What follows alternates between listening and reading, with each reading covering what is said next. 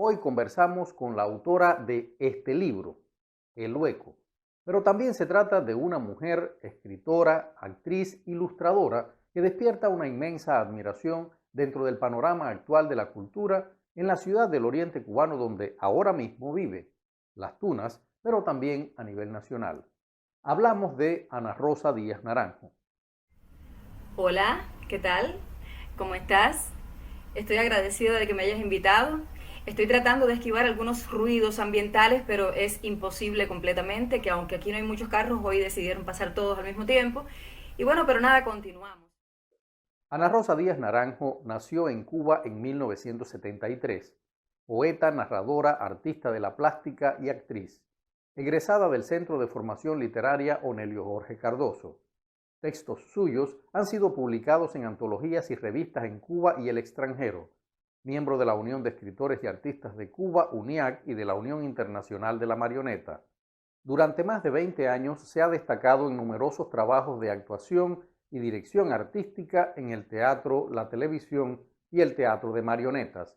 Ha publicado, entre otros, los libros de poesía Pasos en el Borde en 2003, Otra vez el cielo en 2013, poemas oral, traumáticos y cósmicos en Profecías del Arquero del Frente de Afirmación Hispanista en 2018, la novela para jóvenes Rani y la charca misteriosa, así como la novela El Hueco, publicada por Ilíada Ediciones en 2019. Me da mucha pena con ustedes, niños, padres y todos en general. Si alguna vez yo los he ofendido, a alguno de ustedes, les pido de todo corazón que mejoren para que no vuelva a suceder.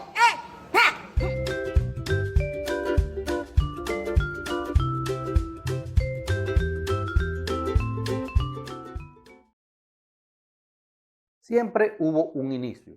¿Cuál es el primer recuerdo que tienes de tu interés por el mundo de la creación? Bien, el primer recuerdo que guardo de mi primer momento en el que me interesé por la creación es cuando mi padre reunía varios libros y comentaba las historias que contaban estos libros con sus amigos, con sus compañeros de trabajo, conmigo misma, con mi hermano, que éramos pequeños en aquel entonces, muy pequeños. Es el primer recuerdo que guardo. Era algo impresionante para mí ver aquello y cómo mi papá se apasionaba y lo disfrutaba cuando hacía sus narraciones con una claridad sorprendente. Era un excelente comunicador a la hora de contar cualquier cosa que se decidiera contar. Entonces, pues, este recuerdo es lo primero que, aunque no era precisamente la creación, pero bueno, fue algo que me empezó a nutrir desde ese entonces y a llamar la atención sobre qué era lo que yo quería hacer después. El reto de hacerse creador en un escenario desértico como Las Tunas. El inolvidable Guillermo Vidal la definía como un desierto fértil. ¿Cómo ha sido en tu caso ese reto? Bueno, pues sí, es un reto hacerse artista, un creador en este escenario desértico. Pero bueno, escenario desértico que en este caso, cuando estas cosas son así, cuando este escenario es así, pues atrae musas incorregibles, que son las que producen entonces esta fertilidad en este desierto, como le decía Guille, desierto fértil, en este caso aldea fértil, porque bueno, las musas son incorregibles dadas las circunstancias de los acontecimientos de esta aldea. En mi caso, pues tuve la suerte de vivir en el mismo corazón de la aldea y entonces tener acceso a la Casa de la Cultura, a galas, a los teatros, que en el caso mío, mis padres, mis hermanos incluso, me llevaban bastante tenso, pero bueno, yo siempre fui una niña incorregible, con muchos deseos de hacer lo que me daba la gana, y aunque se me hacía un poco difícil, siempre al final lo lograba. Me escapaba para el Teatro Guiñol a ver las obras, me iba por el parquecito, es que todo me quedaba muy cerca y me queda muy cerca, porque bueno, aún vivo en el corazón de la aldea. Y entonces pues nada, iba a la Casa de la Cultura, tocaba el piano, me gustaba cantar, me gustaba pintar, allí empecé a estudiar pintura en un taller de artes plásticas que había. Yo era muy niña, estaba picando la adolescencia apenas, pero bueno, me gustaba hacer de todo un poco. Algunas personas decían, es que ella es muy inestable, ¿no? Lo que pasa es que yo estaba fascinada por el mundo de las artes, por el mundo de la literatura, porque también sobre los 13, 14 años empecé a asistir a talleres literarios también en la noche, que se hacían en la noche en aquel entonces. Y entonces, pues nada, fue un reto y sigue siendo un reto. Lo que pasa es que yo tampoco nunca me dejé intimidar mucho por nada ni por nadie. Siempre fui muy firme con lo que quería, con lo que quería aprender en este caso. Y aquellas inquietudes que yo tenía desde niña, desde aquellas primeras imágenes con mi padre, con los libros, desde que mi hermano y yo, por ejemplo, nos disfrazábamos para hacer reír a los demás, nos maquillábamos, le acababa a mi madre con el maquillaje de la cara, pintándome arrugas y cosas cuando hacía de una viejita, vivíamos haciendo escenas, íbamos a las casas del campo de mi familia, mi abuela vivía en el campo, y allá también jugábamos todos los primos juntos y yo sentía la necesidad de dirigirlos a ellos, a mis primos, de jugar y yo ser siempre la líder, y todas esas inquietudes yo necesitaba echarlas afuera, como una especie de exorcismo, ¿no? Y entonces pues nada me iba a detener, ni nada me va a detener. Entonces nada, pues ha sido un reto, es verdad, pero al final lo estoy logrando. Es fácil comprobar que muchos escritores y artistas formados en las tunas te recuerdan con mucho cariño. Como ves, llega el momento de recordar a esos maestros que te formaron, a esos hermanos de generación que también te enriquecieron. ¿En quiénes piensas? Estoy convencida de que mucha gente me recuerda con cariño, pero no solamente ellos a mí, yo también los recuerdo a ellos con muchísimo cariño. Pero debo señalar que hay personas que sobresalen sobre las otras personas. Y este es el caso de Antonio García, mi primer profesor de artes plásticas en la Casa de la Cultura de aquí de Las Tunas.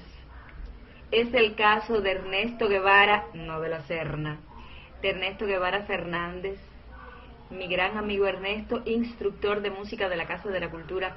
Estos dos profesores fueron los primeros que me mostraron el camino, que me enseñaron a dar los primeros pasos dentro del arte.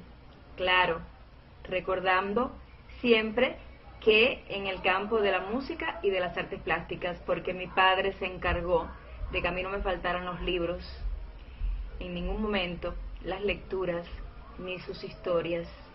Estoy muy agradecida de ellos, y especialmente, primero agradecerle a Dios sobre todas las cosas, agradecer a mi padre y a mi madre también por su apoyo incondicional, y bueno, otras personas también contribuyeron a que hoy no las haya olvidado a estas alturas de mi vida, y estas personas son, por ejemplo, Elizabeth Borrero, Juan Manuel Maestre, Gerardo Montero Cervantes, Emelia González Durañona, Dionne Pérez, Leonardo Fuentes, Alexander Lecusay, Alexis Rosselló, y me quedo así pensando porque son muchos, pero bueno, los más, como puedes ver aquí hay muchísimos sonidos, pero esto es Cuba y esto es el centro de la aldea donde vivo. Como te decía, pues hay muchísimas personas, quizás se me queden algunos, pero bueno, los más allegados, los que más recuerdo así, a los que más aferrada a su recuerdo estoy, y algunos recuerdos que están conmigo todo el tiempo, porque hay muchas de estas personas que conviven y trabajan conmigo hoy, que se han mantenido hasta la actualidad, como es el caso de Elizabeth, Adelaida, Gerardo y Juan Manuel. Bueno, pero también Emelia.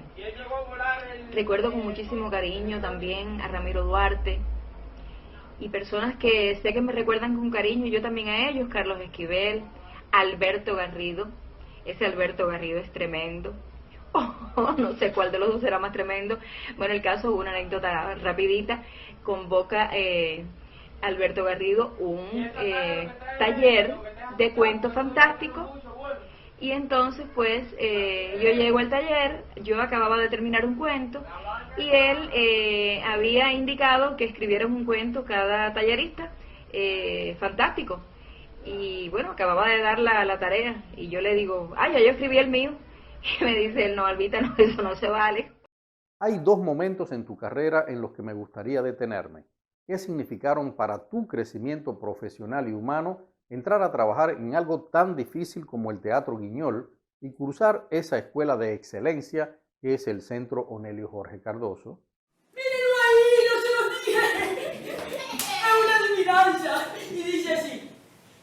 Sobre la cerca hay un caballero. Tiene dos lanzas y no tiene escudero. Penacho rojo, manto de pluma, le canta el sol pero no a la luna. ¿Qué es lo que es? Trabajar durante más de 25 años en el Teatro Guiñol y haber tenido la posibilidad de cursar estudios en el Centro Onelio, esa escuela maravillosa, han sido dos de las satisfacciones más grandes que he podido tener en la vida. La primera porque en el Teatro Guiñol confluyen todas las manifestaciones que añoré desde pequeña, un sueño hecho realidad. El Teatro Guiñol ha venido a ser como una especie de termómetro que me indica y que me ha indicado a lo largo de mi carrera hacia dónde encauzar mi obra en un momento determinado. El niño, el público infantil, no entiende de hipocresías. Es un público agradecido, es un público sincero que no sabe fingir. Y cuando algo no le gusta, te lo dice, lo demuestra, de inmediato te vas a enterar. En el caso del Centro Onelio, pues estoy súper agradecida de haber recibido todos los contenidos que me abrieron las puertas al conocimiento de las técnicas narrativas, técnicas que usaba y a veces desconocía de qué se trataba, y gracias al conocimiento, a la entrega de profesores como Sergio Acevedo, de Jesús Aguiar, Raúl Aguiar, de Eduardo Horas León, Margarita Mateo, entre otros muchos, pues que me abrieron este camino al conocimiento. Hoy he logrado comprender estos misterios. También para mí fue una suerte poder interactuar con escritores de mi generación, como es el caso de Irela Casañas, Adalberto Santos, José Labañino, Eduardo Encina, Hugo, el esposo de Irela Casañas, que ahora mismo no recuerdo su apellido, y Yannis Gómez, Viviana Consentino, Lázaro Maciel, muchos que ahora mismo no recuerdo sus nombres, pero que formaron parte de este mundo maravilloso del Centro Onelio y del cual guardo muchísimos buenos recuerdos. Sabemos que eres muy crítica con tu propia obra, así que me animo a lanzarte un desafío. Define en qué se diferencia la Ana Rosa que escribe narrativa para niños de esa otra Ana Rosa que escribió esa joya novelada que es El Hueco. Para mi criterio personal, yo considero que la literatura es una sola. Y en el caso mío es cuestión de proponérmelo, no sé. Poseo la versatilidad de brincar fácilmente de un género a otro. Cuando me digo voy a escribir, también considerando que debo tener un poco de entrenamiento en esto, quizá de inspiración, del deseo, de la esperanza, de una ilusión, ¿sí? De una ilusión. Es que esa es la palabra. Yo me ilusiono con el resultado, fíjate. Y entonces nada, emprendo el trabajo y generalmente poseo la versatilidad para brincar de un lado a otro sin ningún problema. Es más, lo disfruto muchísimo. Pero no hay ninguna diferencia entre una Ana Rosa y la otra. Otra de tus pasiones, la ilustración editorial. ¿Cuándo descubres ese don? ¿Qué libros has ilustrado hasta la fecha? Ilustrar, sí, claro, otra de mis grandes pasiones. Esto lo descubro en 2018 cuando Rafael Vilches, va para Colombia, y cuando regresó se encontró con unas cuantas ilustraciones que había comenzado a hacer para una novela mía, que por supuesto no voy a decir el nombre para no comprometerla. Y él sabía que yo había cursado estudios en la Escuela de Artes Plásticas, en la academia, que aunque no terminé, siempre desarrollé esta pasión por el dibujo, por la pintura. Aparte, dibujaba de vez en vez, pero no con fines más bien de satisfacción personal, no con ninguna intención de llegar más allá. Pero bueno, él me había dicho en una ocasión, ¿por qué no te dedicas a ilustrar libros? Tú puedes. Y yo me decía que no disponía de mucho tiempo, de muchas cosas, soy un combo. Bueno, el caso es que empecé con los pocos materiales que tenía. En 2018 también se me da la oportunidad de viajar a México al Encuentro Internacional de Glosadores Cubanos, y cuando regresé vine cargada, por supuesto, de todo lo que necesitaba para llevar a cabo mi propósito como ilustradora. Bueno, en ese entonces pude ilustrar un libro de Jorge Sánchez, un escritor cubano que vive en Venezuela hace muchísimo tiempo. Bueno, pude ilustrar su libro Historia de Amor, cubierta, contracubierta y interior del libro también, y también otro libro, La Flor y la Hormiga, la cubierta solamente. Pero también pude ilustrar el libro de Floricelda Camejo, una escritora holguinera que vive en España hace mucho tiempo también. Pude ilustrar, porque desgraciadamente de aquellos no tengo ejemplares, pero sí tengo el ejemplar del libro de Luis Caicés, un escritor holguinero que desgraciadamente falleció hace poco, Benigno y Helada, que también en aquel entonces pude ilustrar su cubierta. Esta es una novela para jóvenes. Y bueno, pasó el tiempo y pasó el águila por el mar y se acabaron los materiales. Pero alguien me habló de programas digitales y dije, mira qué bien, voy a investigar. Y me encontré con un programa digital excelente, que es con el cual realizo todos mis proyectos, y pude ilustrar con muchísimo placer tu novela Amir Valle, donde se esconde un ángel, cubierta, contracubierta, y todo su interior, que bueno, te voy a poner también muestras aquí para que puedan apreciar mejor.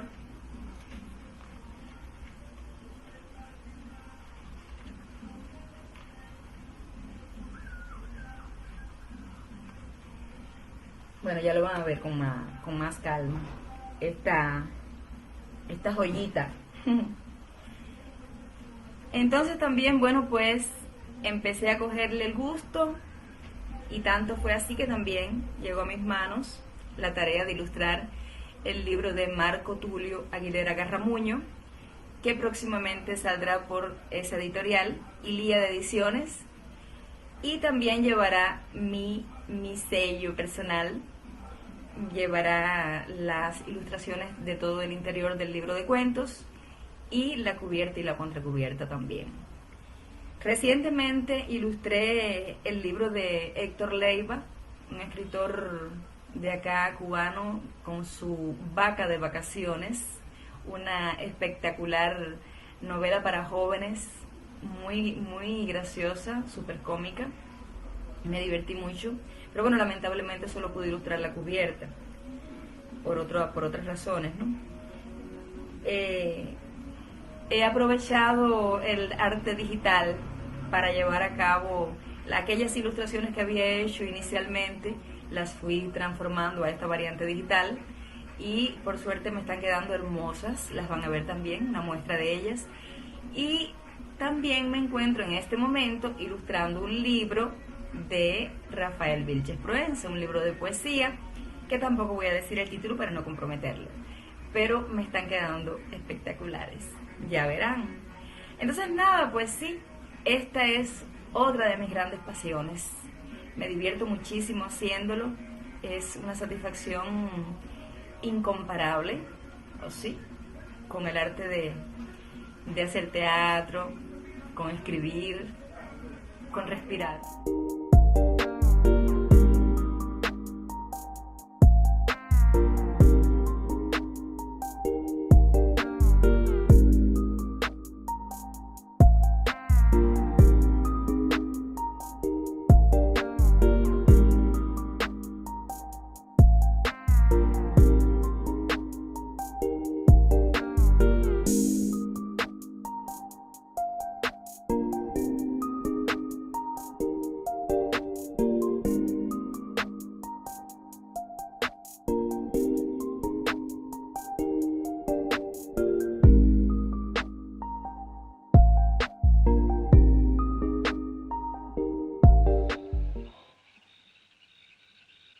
si te pidiera que dejaras todo y vinieras conmigo?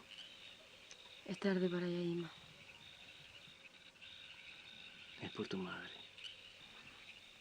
Yaima no puede. Ella está cansada. Tú debes irte. No sin ti. ¡Huyón! ¡Huyón!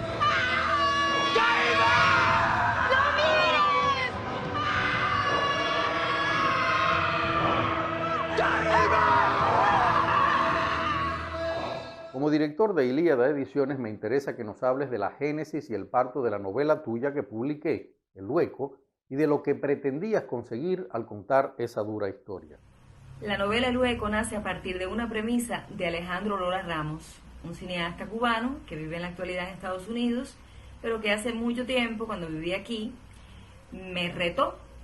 Digo me retó porque me dice: ¿a que no te atreves a escribir un guión para cine? Dale, que vamos a empezar a rodar. Y yo, todo a broma, le digo: sí, no me digas, y a ver, ¿y sobre qué?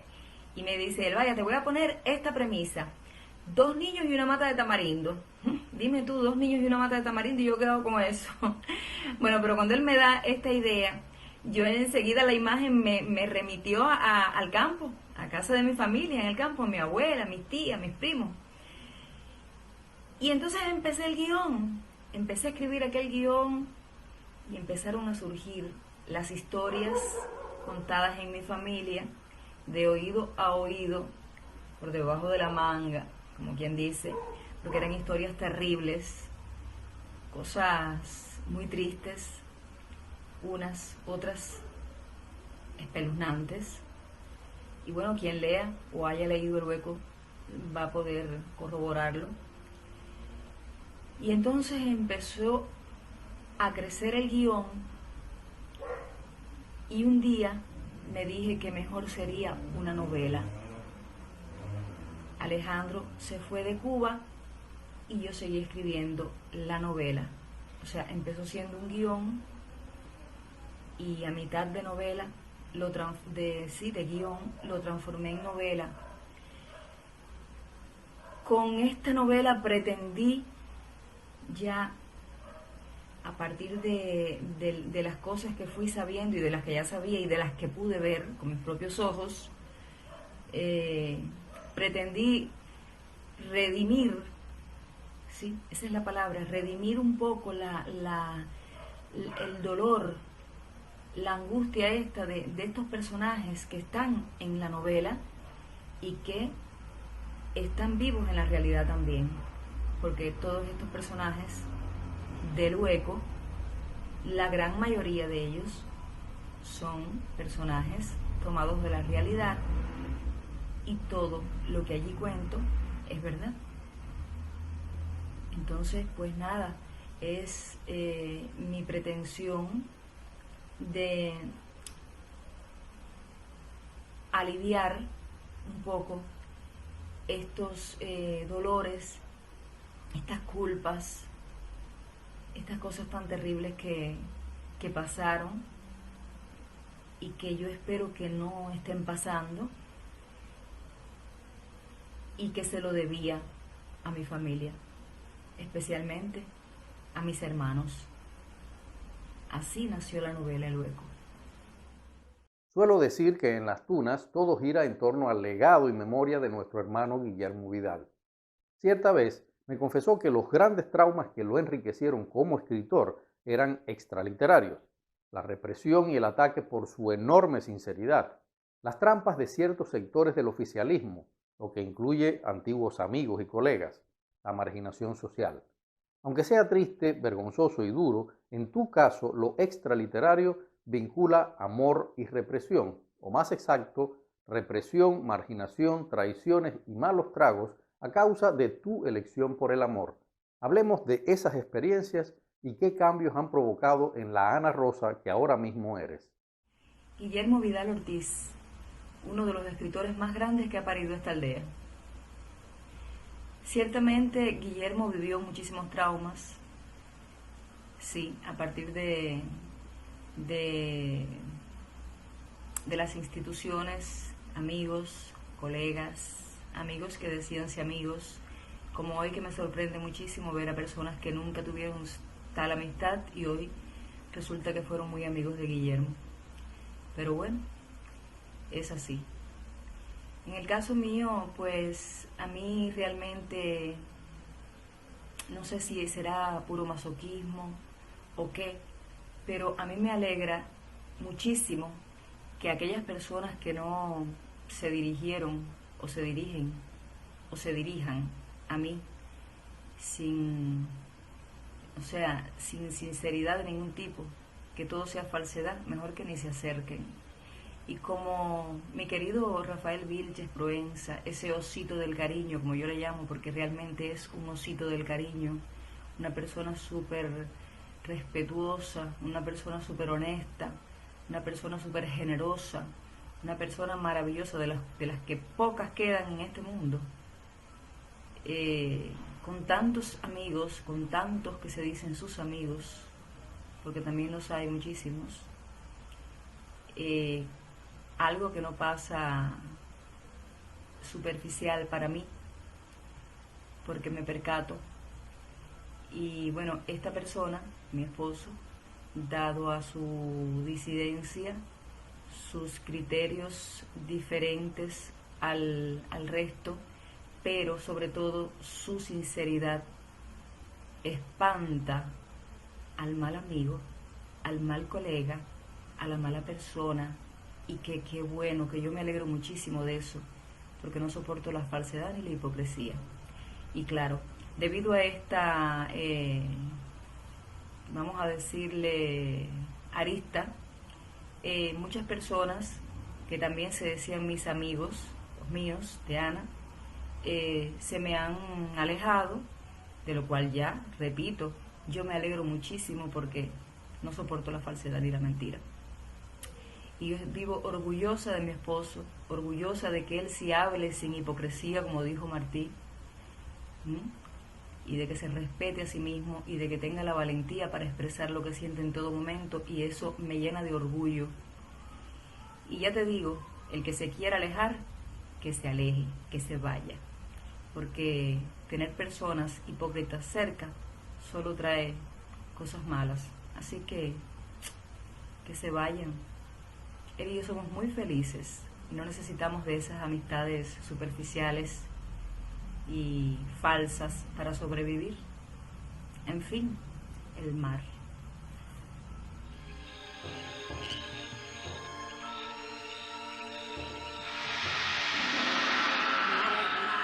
Piedra sobre piedra.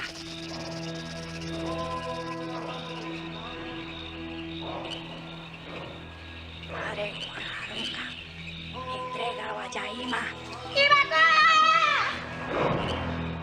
Sé que los amigos han sido siempre muy importantes. Pienso, solo mencionando a quienes conozco, en Carlos Esquivel, Alejandro Lora, Alberto Garrido, Viviana Cosentino, muchos que ahora mismo seguro olvido, pero sé que hubo alguien especial, Guillermo Vidal. Sé también que ahora mismo, entre todos esos que te recuerdan y que recuerdas con cariño, ocupa un lugar cierto personaje que parece escapado de una novela, el poeta y narrador Rafael Vilches Proenza. ¿Quién no recuerda en esta ciudad a Guillermo Vidal? ¿A cuántas personas sirvió? ¿A cuántas personas serviste, Guille? ¿Y a cuántas personas les estás haciendo tanta falta? Guillermo Vidal, el inolvidable Guille. Cuántos momentos, cuánto aprendizaje, cuánto conocimiento. A Guillermo le debo mi primera novela. No voy a decir el título aquí porque no puede ser. Pero cuando Guillermo convocó su taller de novela, hace una tonga de años atrás, yo fui una de sus alumnas que estuve allí. Fueron 3 encuentros anuales, y él iba a buscar la manera de ayudarnos a publicar, aunque fuera en la editorial de aquí, la San López. De estas personas que recuerdo con cariño y que me recuerdan y que están obligados a recordarme, es el caso de Rafael Vilches Proenza, mi querido amado esposo, que nos conocemos hace más de 25 años. Hemos tenido toda la vida una amistad muy bonita, amistad que ahora se complementa con el amor, pero que esta amistad nunca ha perdido brillo. Rafael Vilches, desde que llegó a mi vida, de verdad ha sido una luz, un lucero y también un metedor de pie. Sí, porque, a ver, cuando Rafael Vilches llega a mi vida, llega por cuestiones de intercambios literarios. Y bueno, ya teníamos una amistad muy bonita de toda la vida, nos queríamos muchísimo. Y él llega y me dice, bueno, Albita, como me dice casi todo el mundo, ¿y cuándo vas a terminar tus novelas? Y yo le digo, bueno, un día, cuando yo me retire de las artes escénicas, entonces me voy a dedicar a terminar mis novelas porque todas estaban sin terminar. Y él me dice, no, pero eso tienes que terminarlo ya, tú tienes que ponerte, ¿cómo vas a esperar a terminar de jubilarte para ponerte a terminar las novelas? No puede ser. Y yo le dije, bueno, si tú me ayudas y contribuyes a eso, yo encantada. Bueno, y desde entonces Vilches me ayuda muchísimo en casa, en todas las tareas domésticas, nos ayudamos los dos, ya digo, nos complementamos los dos, y desde entonces, de allá para acá, he podido dar terminación a unos cuantos de estos proyectos, tanto teatrales como literarios. De verdad que ha sido grata su entrada en mi vida, inolvidable, y bueno, ahora tendrá que cargar conmigo eternamente porque ya de aquí no salen mal. Eres madre y nada hay más puro y limpio que el deseo de una madre para el futuro de su hijo. Primero, háblame de tu hijo y de sus talentos, intentando apartar el amor ciego de una madre. Y segundo, como madre, ¿cómo es la Cuba que deseas para tu hijo, para tus nietos? Léase, para todos los cubanos. Bueno, ¿qué te puedo decir de mi hijo? De la obra más grande, de la más perfecta. Fíjate que intento no ser una madre ciega, pero imagínate, tengo que reconocer sus múltiples valores. Es un niño, primero es un niño educado, noble, inteligente, que le gusta leer, que escribe sus canciones y las interpreta, que toca una guitarra maravillosa, que escribe sus poesías, que ya publicó un libro de poesía a sus 14 años y que ya cumplió sus 16 y sigue madurando y cada vez me sorprende más. Fíjate que estoy tratando de que no me ciegue el amor de madre, pero imagínate, mi obra más grande, la obra perfecta, mi príncipe, la cosa más grande que tengo en mi vida. ¿Qué te puedo decir? Lo que más deseo para ese príncipe, para ese hijo del alma, es una Cuba libre y democrática, ¿no? Donde él pueda volar a plenitud. Eso es lo que deseo para mi hijo, para mis nietos y, en fin, para todos los cubanos. Si te ha gustado este video, suscríbete al canal, comparte con tus amigos en las redes sociales y activa la campanita de las notificaciones para que te avisemos cuando publiquemos un nuevo video. Muchas gracias.